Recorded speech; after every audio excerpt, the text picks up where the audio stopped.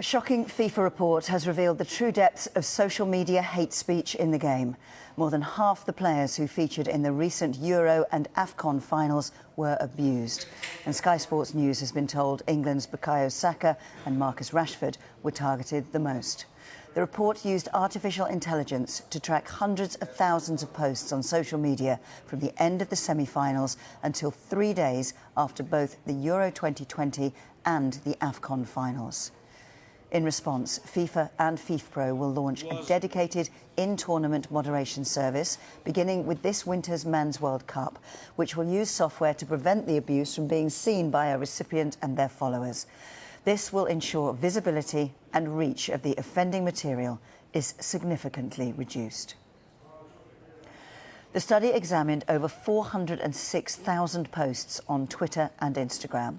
541 of those contained direct discrimination or other abuse. That meant over 55% of the players involved in both the Euro 2020 and AFCON 2022 finals received abuse. Homophobic slurs, the most common form of detective abuse, with racism second. 78% of the abuse targeting players around Euro 2020 final was racist. The study points out that before the penalty shootout, which saw Jadon Sancho, Saka and Rashford miss penalties, detected abuse was at a low level. And while abuse was detected from 21 countries, this study says the majority came from the home nation of the players being targeted, which in this case would be the UK and Egypt. FIFA President Gianni Infantino, in a statement, said this: "Our duty is to protect football, and that starts with the players who bring so much joy and happiness to all of us with their exploits on the field of play."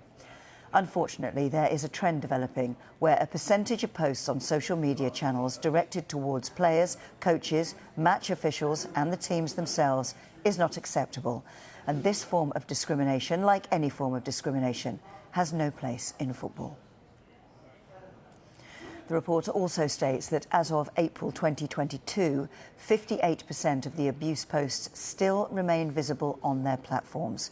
Sky Sports News has contacted Twitter and Meta, the parent company of Facebook and Instagram, for comment.